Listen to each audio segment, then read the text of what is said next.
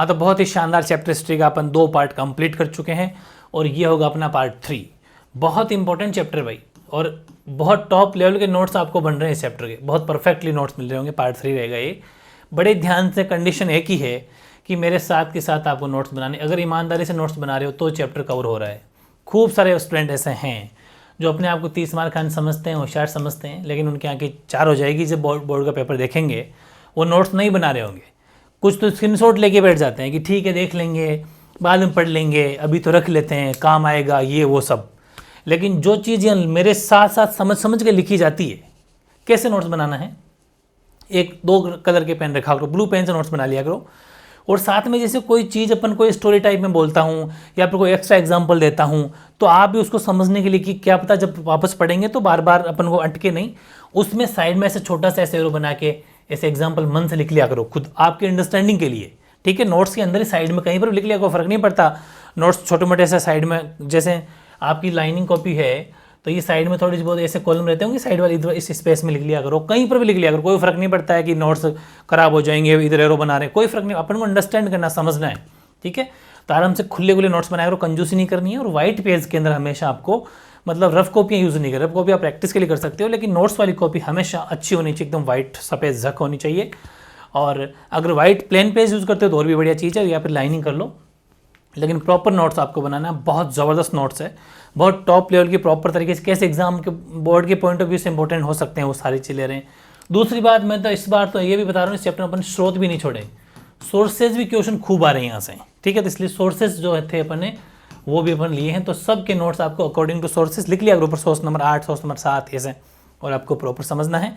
बहुत interesting chapter है। ठीक है, आज शुरुआत करेंगे फिर नए क्वेश्चन से कि बौद्ध साहित्य में वर्णित कुछ चैत्यों का उल्लेख कीजिए। मैंने आपको स्टार्टिंग में जब पार्ट 1 करवाया था, जब चैत्यों की डेफिनेशन लिखाई थी, चैत्य क्या होते हैं लिखाए थे ना, जो बॉडीज के पार्टिकल्स बच जाते हैं, वो शव वाला है ना।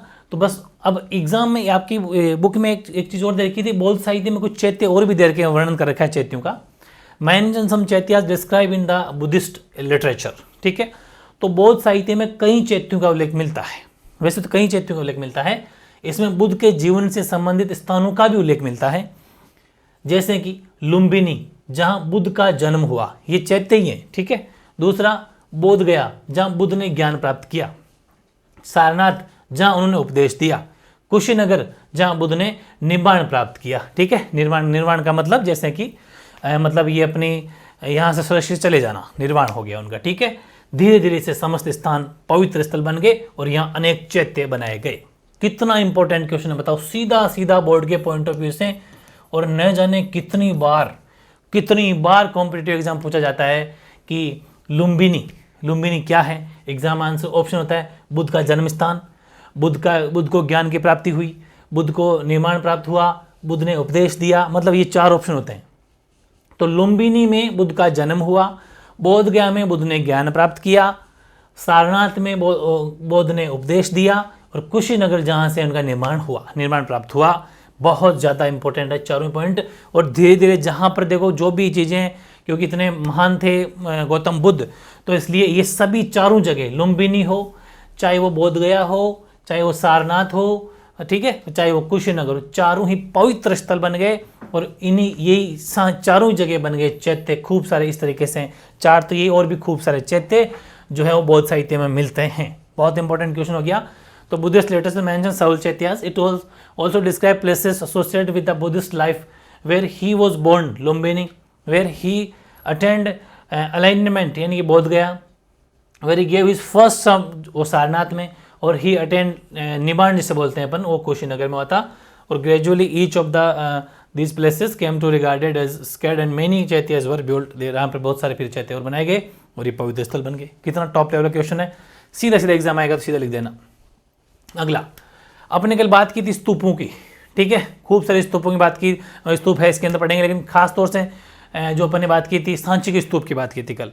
और सांची का जो तोरण द्वार बना हुआ है वो बहुत ज़्यादा फेमस भी है। तोरण द्वार की अपन हालांकि आगे और चर्चा करेंगे, तोरण द्वार के बारे में और भी बहुत कुछ जानने वाले हैं।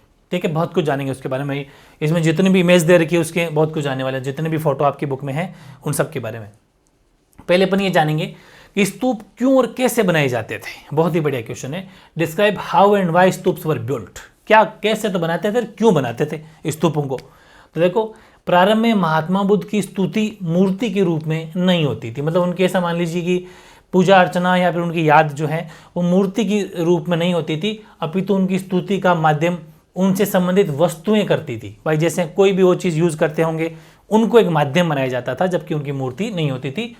इन वस्तुओं को पवित्र स्थान पर स्थापित करके बुद्ध की आराधना तथा उनका अनुगमन किया जाता था।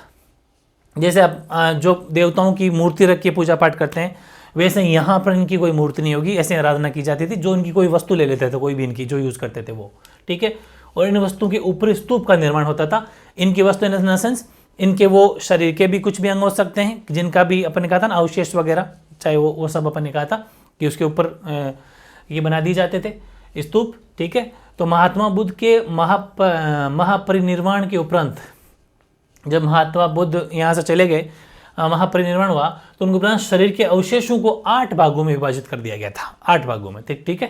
कितने भागों में? इंपॉर्टेंट है भाई, 8 भागों में विभाजित कर दिया गया था, तथा इनका वितरण तत्कालीन गणराज्यों में कर दिया गया था। अलग अलग गणराज्यों में इनका वितरण मतलब डिस्ट्रीब्यूशन बांट दिया गया, और कालांतर में इन्हें इन्हीं अवशेषों पर स्तूप का निर्माण किया गया, ठीक है। संक्षेप में कह सकते हैं कि बुद्ध से जुड़े कुछ अवशेष, जैसे कि उनकी अस्थियां अथवा उनके द्वारा प्रयोग में लाई गई वस्तुएं भूमि में दबा दी जाती थी, जो अंतोगत्वा, जो फाइनली जाके टीलों अथवा स्तूपों का आकार ले लेते थे। कितना शानदार आंसर है। मतलब एग्जाम अगर क्वेश्चन आए कि स्तूप कैसे बनते थे, क्यों बनाते थे स्तूपों को, तो इस वजह से बनाते थे कि महात्मा बुद्ध की कोई मूर्ति की पूजा नहीं करते थे, मूर्ति बना के उनकी पूजा अर्चना नहीं की जाती थी। उनकी आराधना करने के लिए एक माध्यम बनाया जाता था कि उनकी या तो शरीर का कोई अवशेष या उनके द्वारा कोई यूज़ की गई वस्तु। तो फिर जब इनका निर्माण हुआ, महापरिनिर्वाण हुआ, तो इनके बॉडी की 8 पार्ट्स में इनको विभाजित किया गया, और ऐसा मान लीजिए कि उनको सब अलग अलग जगह उनको वितरित किया गया। 7-8 जितने भी थे वहाँ पर सब जगह टीले या फिर स्तूप बना दिए गए, ताकि उनकी आराधना की जा सके। वो उनके लिए एक पवित्र स्थान बन गया, है ना। बहुत ईजी। तो ये तो बन गया कि क्यों और कैसे, क्यों का कारण। आगे वो देखो, अभी पूरा नहीं हुआ है, कंटिन्यू चल रहा है। उनमें चूंकि ऐसे अवशेष थे जिन्हें पवित्र समझा जाता था, इसलिए संपूर्ण स्तूप को ही बुद्ध और बौद्ध धर्म के प्रतीक के रूप में पवित्रता मिली, ठीक है। अशोकावदान नाम एक बौद्ध ग्रंथ के अनुसार मौर्य सम्राट अशोक ने बुद्ध के अवशेषों को सभी महत्वपूर्ण शहरों में भेजकर उन पर स्तूप बनवाए थे। At were relics which were considered as sacred, hence the entire stup was regarded to symbolize the Buddha and Buddhism. उन सबको जितने भी थे उन स्तूपों को अपना वो मान लिया, एक तरीके से मंदिर की तरह मान लिया। और according to a Buddhist text known as the Ashokavadana, और Ashoka distributed portion of the Buddha's realized every important town and ordered the construction of stupa over them. सब जगह वो जो स्तूप बना दिए, बनाने का आदेश दे दिया, ठीक है। फिर ये तो कारण हो गया कि क्यों बनवाए गए, ये क्यों का आंसर मिल चुका है आपको, वाई, ठीक है। वाई का आंसर मिल चुका है। अब बात करें हाउ, कैसे बनाए जाते थे। वो देखो स्तूप कैसे बनाए जाते थे। तो स्तूपों की वेदिकाओं तथा स्तंभों पर लिखे अभिलेखों से इन्हें बनाने तथा सजाने के दान की सूचनाएं प्राप्त होती हैं। जो स्तूपों के ऊपर वेदिकाएं या फिर कुछ स्तंभ यानी जो खंबे वगैरह, जो उनके ऊपर जो लिखे कुछ बातें लिखी हुई है, उनसे हमें ये पता चलता है कि कोई दान पुण्य किया जाता था, उन पैसों से इनको बनाया जाता था। इनमें से कुछ दान राजाओं, जैसे कि सातवाहन वंश के राजाओं ने दान किया था, द्वारा किए गए थे। और शेष जो भी पैसे वाले व्यक्ति होते, धनी व्यक्तियों द्वारा एवं श्रेणियों ने, जो अलग तरह की धनी व्यक्तियों या श्रेणियों ने दान किए थे। उदाहरण के लिए हाथी दांत का काम करने वाले शिल्पकारों के दान से सांची के तोरण द्वार का हिस्सा बनाया गया। तोरण द्वार जो बनाया गया था, 4 तोरण द्वार इनमें, जिनमें एक की कंडीशन बहुत सही है, तो उनमें हाथी दांत का प्रयोग किया गया था। हालांकि मैं आपको पूरी इमेज और दिखाऊंगा वापस हाथी तोरण द्वार की। तो यह हाथी दांत के रूप में हाथी दांत जैसे चाहिए थे, तो हाथी दांत का काम करने वाले जो शिल्पकार थे, उन्होंने दान में से सांची के जो तोरण द्वार थे वो हाथी दांत दान में दे दिए उनको, तो उससे उनके बना लिए जाते थे, ठीक है, बनाया गया। और दान के अभिलेखों से सैकड़ों महिलाओं में पुरुषों के नामों का भी पता चलता है कि किन किन ने दान दिया था, उनके पुरुष और महिलाओं के नाम भी उसके अंदर हैं। इसके अतिरिक्त भिक्षुओं तथा भिक्षुणियों ने भी इन इमारतों को बनाने में दान किया था। भाई भिक्षुक है, मांग के पैसा लाते थे, जो पैसा कलेक्ट होता उसका पैसा ये यहाँ पर दान करते थे। ये सब मिला के ही जो है स्तूप बना दिए जाते थे, क्योंकि जो पैसा आता, चंदा आता, उस चंदा से बन गए। The inscriptions found on the railing and pillars of stoops record donation made for building and decorating them. Some donations were made by kings such as the Satavahana राजा का नाम आता है बहुत ज़्यादा क्योंकि उन्होंने खूब दान किया था। Others were made by guilds such as that the ivory workers, जो भी पैसे वाले होते हैं, वो financed part of one of the gateways and Sanchi, मतलब कि जो हाथी दांत के थे, हाथी दांत काम करने वाले जो शिल्पकार थे, उन्होंने हाथी दांत जो गेट बना था उसमें दान पुण्य का दान कर दिया, तो उससे हेल्प हो गई। और hundreds of donations were made by women and man who mention their names, sometimes adding the name of the place from where they came as well their occupation and names of their relatives। और भिक्षुज and भिक्षुनीज, भिक्षु बोल दो चाहे bhikshu and bhikshunis also contributed towards building this monuments, उनने भी अपना कुछ contribute किया था उनको बनाने में, ठीक है। और अभी पूरा नहीं हुआ, इसका आंसर भी कंटिन्यू है। सामान्यतः स्तूप, जिसे संस्कृत में टीला कहा जाता है, का जन्म एक अर्धगोलार्ध लिए हुए मिट्टी के एक टीले से हुआ था। आपको पता चल गया अर्धगोला, हेमिस्फेयर की तरह से, सेमी सर्कल की तरह ये दिखता है। स्तूप है Sanskrit word meaning heap, originated simple semi circle mound of earth later जिसको अपन बोलते हैं अंड, इसके बोलते थे, यानी कि टीले से हुआ जिससे कालांतर में अंड भी कहा जाने लगा समय के साथ, मतलब एक अंडे की शेप का, ऐसा मान सकते हैं। वैसे तो ये सेमी सर्कल शेप लिए होता था ऐसे, जैसा कि अपन कल डायग्राम में देखा था फर्स्ट पार्ट में, वो था। समय के साथ साथ इसकी संरचना अधिक जटिल होती गई और जिसमें अनेक चौकोर तथा गोल आकारों का संतुलन बनाया गया। और इस अंड के ऊपर एक हर्मिका होती है जो देवताओं के घर का प्रतीक थी। इस हर्मिका से मस्तूल निकला होता है जिसे यष्टि कहा जाता है। प्राय छतरी लगी होती है। इस टीले के चारों ओर एक वेदिका अथवा बाढ़ होती थी जो पवित्र स्थल को पृथकता प्रदान करती थी, मतलब बाउंड्री, बाढ़ का मतलब बाउंड्री भी होती थी, ठीक है, जो इसको पृथकता की पृथकता अलग दिखाती थी कि भाई यहाँ सेपरेट है, यहाँ पर कोई बीच में ऐसा कुछ भी नहीं है। और हमें सांची तथा बरहुत जैसे प्रारंभिक स्तूप साधारण अलंकार अथवा न्यून अलंकरण के ही प्राप्त होते हैं। इसमें हमें मार्श पत्थर की वेदिकाएं एवं तोरण द्वार भी प्राप्त होते हैं, जो कल भी देखे थे अपने, और दिखाऊंगा इसके अच्छे से, मैं इसको ढंग से बताऊंगा। पत्थर की वेदिकाएं किसी बांस अथवा काठ के घेरे के समान थी। चारों दिशाओं में खड़े तोरण द्वारों पर अत्यधिक नक्काशी भी की गई थी। तोरण द्वार जब अपन देखते हैं तो बहुत ज़्यादा नक्काशी उसके अंदर की गई है। चलिए फिर मैं एक बार इमेज दिखा देता हूँ आपको। ये सांची का स्तूप है, ठीक है, कल भी देखा था हालांकि अपन ने। ये देखो बिल्कुल अगर देखेंगे तो सेमी सर्कल की तरह लगे, अर्धगोलाकार अपन को दिखता है, अर्धवर्ताकार, अर्धगोलाकार भी कह सकते हैं, अर्धगोलाकार लगता है। और इसमें क्या लिखा हुआ है कि गोल आकार संतुलन बनाया गया, चौकोर, ये चारों में देखो ये चौकोर ऐसे बैलेंस किया हुआ है, चारों तरफ इस तरह से बाउंड्री खींची हुई है। और ये तोरण द्वार है, तोरण गेट है, ये तोरण द्वार है जो कि बहुत ही शानदार हाथी दांत के से उनसे बनाया गया। बहुत ही ज़बरदस्त इस पर कलाकृति की गई है, बहुत ही ज़बरदस्त तरीके से, मतलब नक्काशी की गई है बहुत ज़्यादा। A to Z आप देखेंगे अगर तो सब जगह नक्काशी आपको नज़र आएगी। तो ये था सांची का स्तूप, जो बिल्कुल आप आराम से इसको देख सकते हो बड़ा चढ़ा के, ठीक है। ये इस तरीके से इसको बिल्कुल मजबूती प्रदान की गई है, ठीक है। और अलग से अगर सेपरेट आप देखना चाहते हो तोरण द्वार, तो ये तोरण द्वार है, ये तोरण द्वार अलग से हैं, जो आपकी बुक के NCERT बुक से मैंने फ़ोटो ली है, ये वाली, ये तोरण द्वार है, ठीक है, इस तरीके से। तो ये सब बातें हैं इसके अंदर लिखी हुई। आई थिंक आप सारी बात समझ गए होंगे मेरी बात कि कैसे कैसे बना हुआ था और किस हिसाब से इसको जो है मजबूती प्रदान की गई है। और आज भी बहुत ही शानदार तरीके से ये बना हुआ है।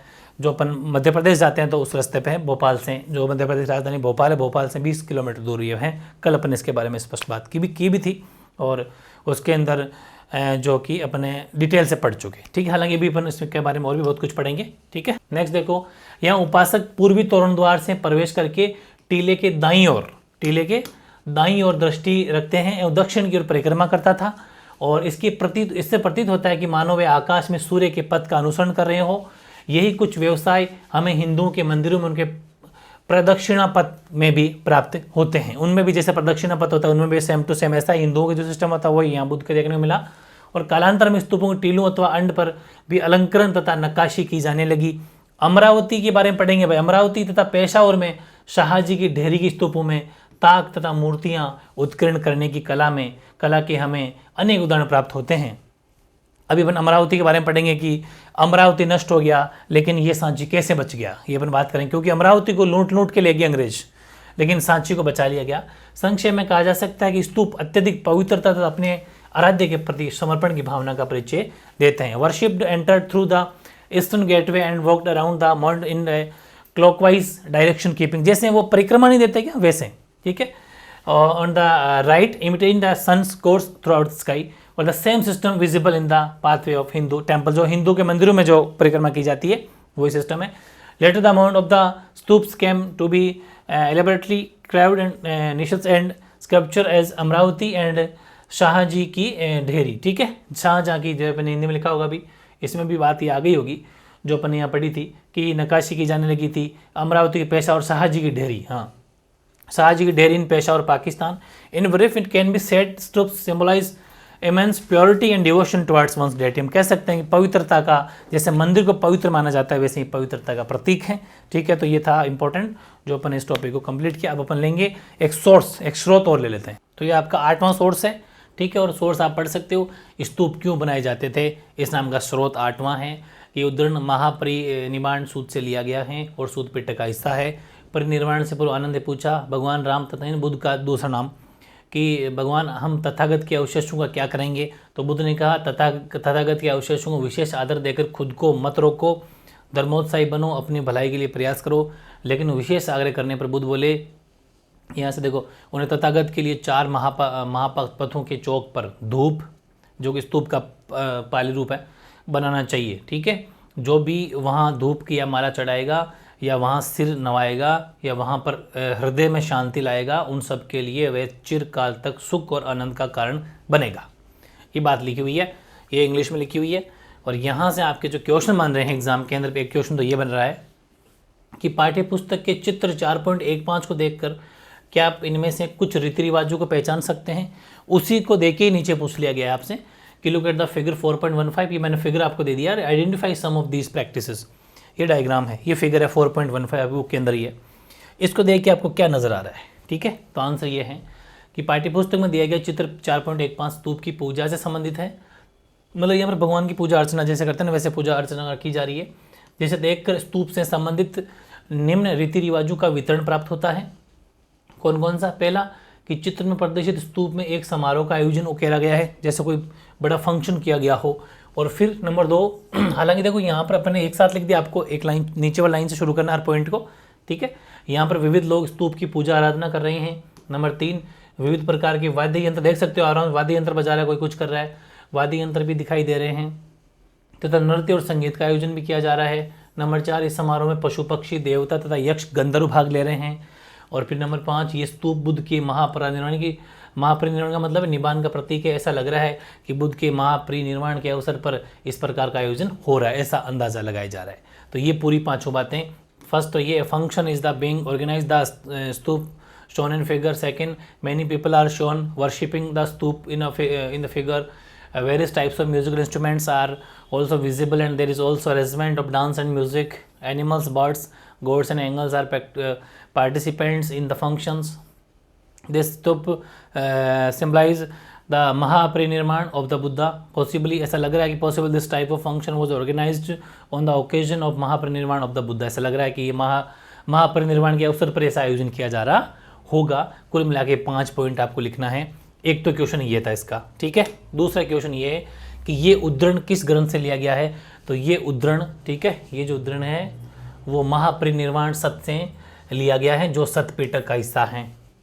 ये from which Buddhist text has this excerpt been taken, तो this excerpt has been taken from Mahaparinirvana Sutta which is part of Sutta Pitaka, ठीक है। फिर तीसरा क्वेश्चन है कि तथागत किसका नाम है। जैसे यहाँ लिखा था ना, बार बार लिखा हुआ था तथागत तथागत, ये देखो यहाँ पर वर्ड था तथागत, तो ये बुद्ध का दूसरा नाम था, ठीक है।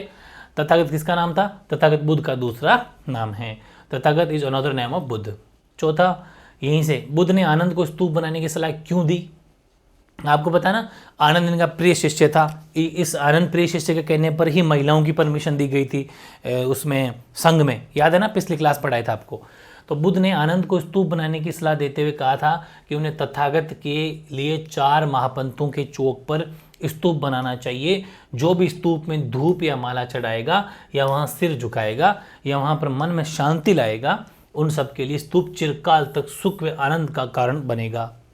यानी कि what was the Buddha's advice on Ananda regarding the erection of stupa. तो the Buddha advised Ananda to build a stupa and said that at the 4 cross road they should एक्सर्ट, जिसको अपन बोलते हैं धूप, ठीक है, पाली और 4 स्तूप है। द तथागत एंड वो क्या ना, हाँ, whosoever shall place garlands perfume there is a mag of salutation were become it is presence calm in heart और stupa call shall long be them for a permanent joy. वो उनको खुशी और ये जो है कि मतलब ये क्या आनंद का प्राप्ति होगी। तो ये 4 क्वेश्चन यहाँ से आपके बनते हैं, 5 तो नहीं है ना, नहीं, ये 4 क्वेश्चन इसके इस वाले से आपके बन सकते हैं, जो बने भी हैं। ये तो डिफरेंट टाइप का क्वेश्चन है, बहुत इंपॉर्टेंट, और 3 ये क्वेश्चन आपके सीधे सीधे बन गए। अब हालांकि अपने सांची के स्तूप के बारे में पढ़ चुके थे, लेकिन एक छोटा सा क्वेश्चन ये लिखाना भूल गया था मैं, ज़रूरी है कि सांची के स्तूप की खोज कब हुई। ये छोटा सा सेंटेंस है, when was the stupa of Sanchi discovered. हालांकि लाइन वाइज चल रहे तो इस हिसाब से तो ये सही है, यही आना चाहिए, लेकिन मैं इसको चाहता तो पहले भी लिखवा सकता था। इसकी खोज 1818 में हुई थी। इसके 4 तोरण द्वार थे, देख लिए अपन ने, जैसा एक तोरण द्वार दिखाया था मैंने आपको, वैसे 4 तोरण द्वार थे। 3 की हालत खराब है, 3 तोरण द्वार ठीक हालत में खड़े थे, जबकि एक चौथा तोरण द्वार वहीं पर गिरा हुआ था। 3 तो ठीक है, उनमें से एक तो और भी ज़्यादा, जो पूर्वी वाला हो, तो वो बहुत ही सही है। 3 की हालत मतलब ठीक है खड़े थे, जबकि चौथा तो बिल्कुल गिर गया था वहीं पर। तो it was discovered in 1818 AD। It had 4 आर्कवेज। Out of 3 archways were standing good condition, while the 4th archway had fallen there. जो चौथा था वो वहाँ पर गिर गया, बाकी 3 तो ठीक कंडीशन में है। ध्यान रखना 1818 टाइम पीरियड, ठीक है। नेक्स्ट क्वेश्चन, बहुत ही बढ़िया और बड़ा क्वेश्चन लिया मैंने। ये आई थिंक अपने NCERT का ही क्वेश्चन है, बड़ा क्वेश्चन है कि स्तूपों की खोज एवं सांची तो अमरावती की स्तूपों की नियति की विवेचना कीजिए। Discuss the discovery of stupas and fate of stupas at Sanchi and Amaravati. या फिर 19वीं शताब्दी में सांची स्तूप किस प्रकार की संरक्षण नीति की सफलता के जीते जागते उदाहरण है।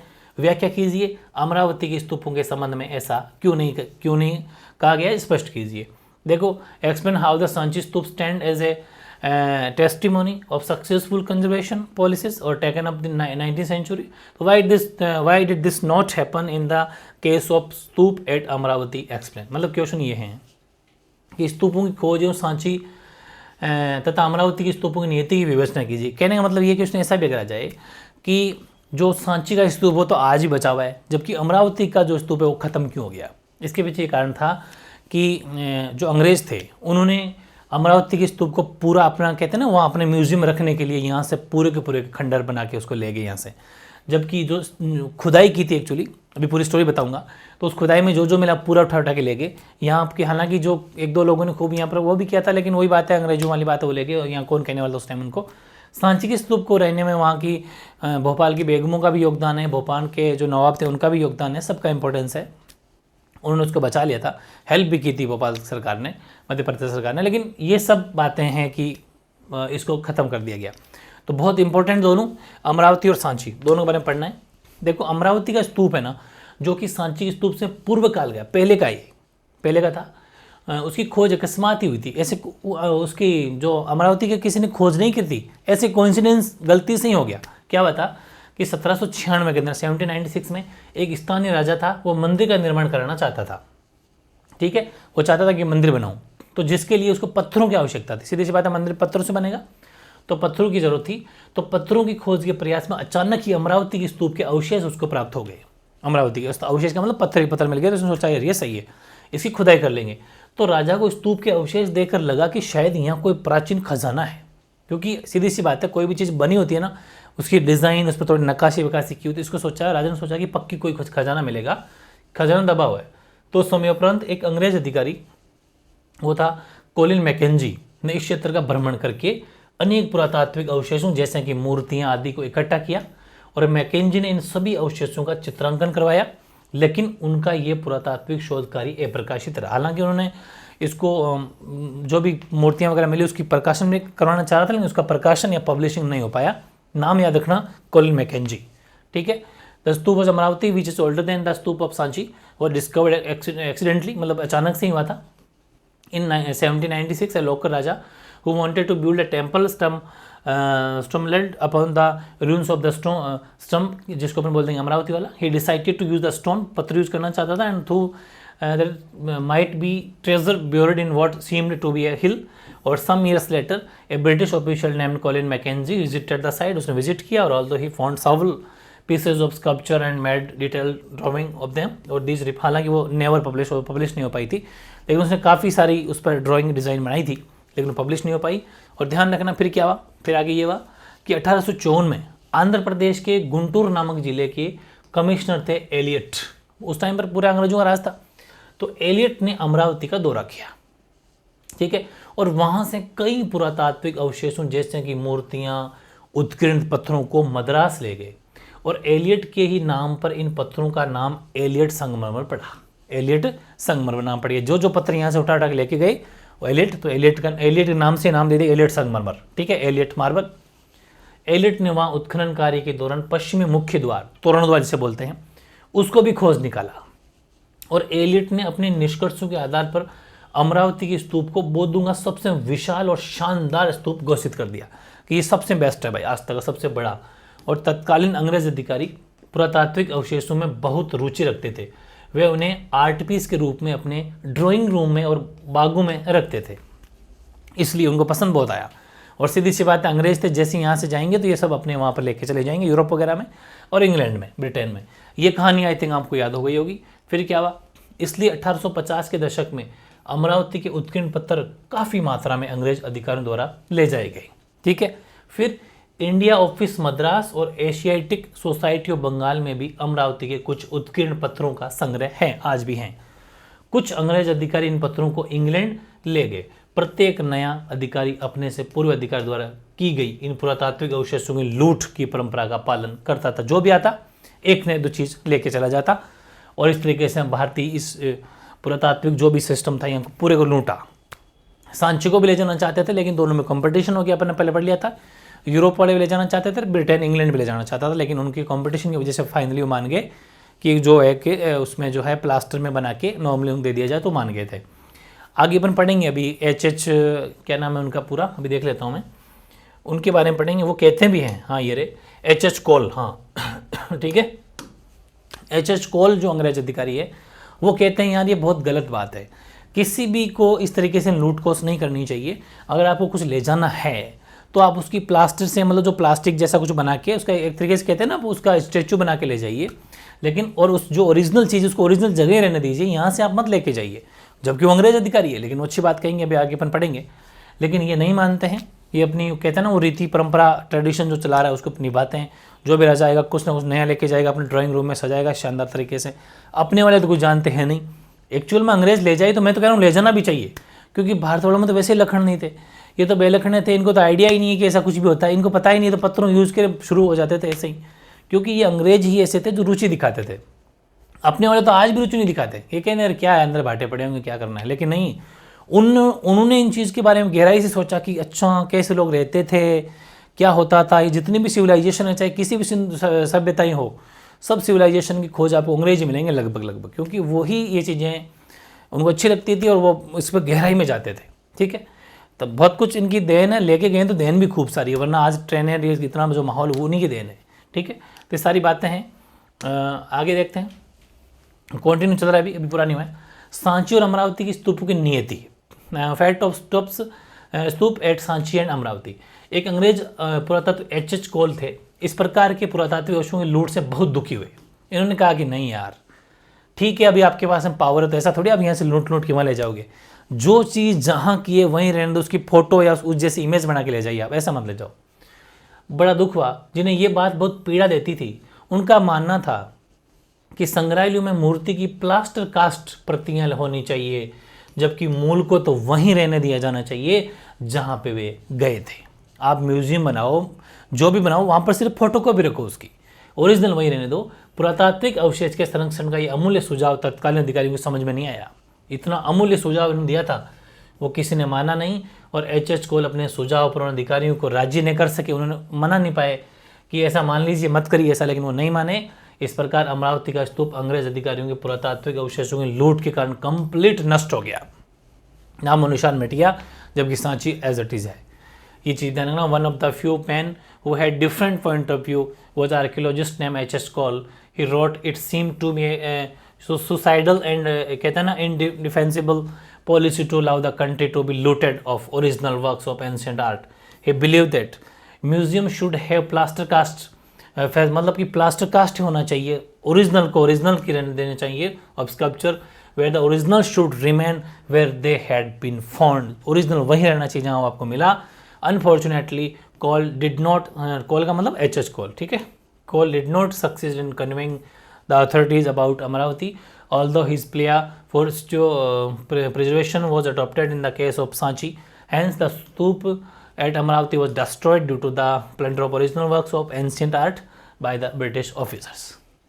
कम लूट लिया गया और सांची जो अमरावती जो खत्म हो गया।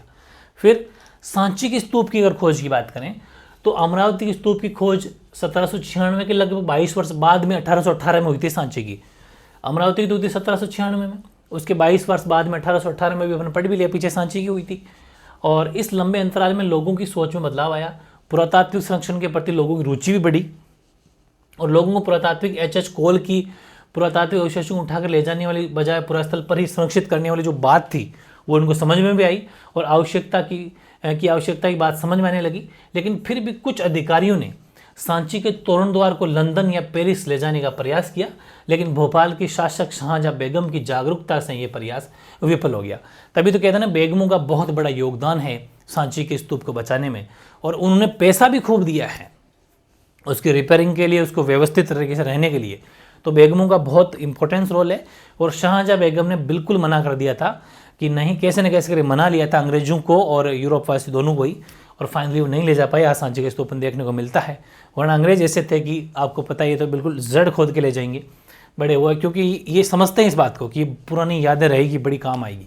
ठीक है, छोटी छोटी बातें काफ़ी इंपॉर्टेंट है। तो फाइनली ये भी अपन समझ गए, यानी कि सांची और discover later 1818 22 years after the discovery of Amaravati 1796। This long span of time to change the, हाँ काफ़ी लोग चेंज भी हो गए, उनकी सोच में बदलाव आया और आर्कियोलॉजिकल रिमेन जो भी था तो understood importance of the statement made by archaeologist H Cole, उनकी बातें समझ में आने लगी और realize how critical it was preserve things where they had been found instead removing them from the site, और even so some of official try to gateway, हालांकि इन gateway को ले जाना चाह रहे, तोरण द्वार को ले जाना चाह रहे थे, कोई सोच में खास बदलाव नहीं आता 20-22 साल में, लेकिन मेन था कि राजा में दम होना चाहिए, वहाँ के शासक में दम होना चाहिए।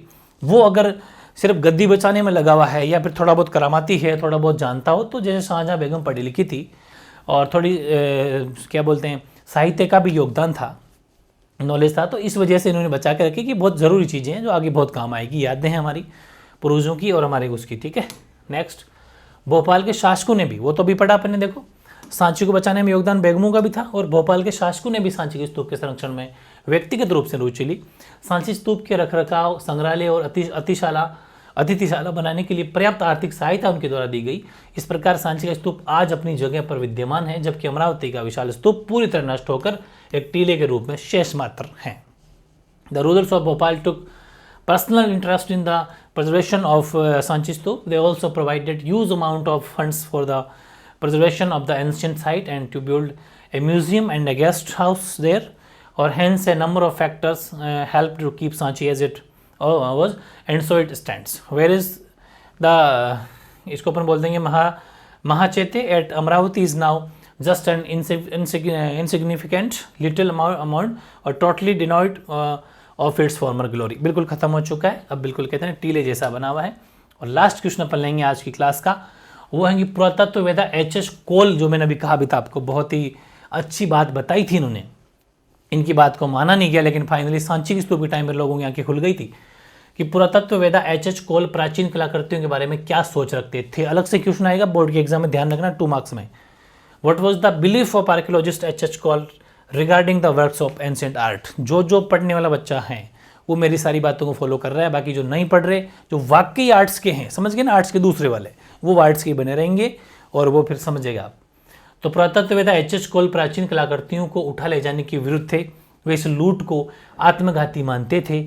उनका मानना था कि संग्रहालयों में मूर्तियों की प्लास्टर कलाकृतियाँ रखी जानी चाहिए, जबकि असली कृतियाँ खोज के स्थान पर ही रखी जानी चाहिए। Archaeologist H. Cole was against the plunder of original works of ancient art. This seemed to be a suicidal and indefensible policy to him. He believed that museum should have plaster cast facsimile of sculpture whereas the originals should remain where they have been found, जहाँ पर हमें मिली है original की जगह रहनी चाहिए, हाँ उसकी फ़ोटो कॉपी ले जाइए, ये चीज़ है, ठीक है।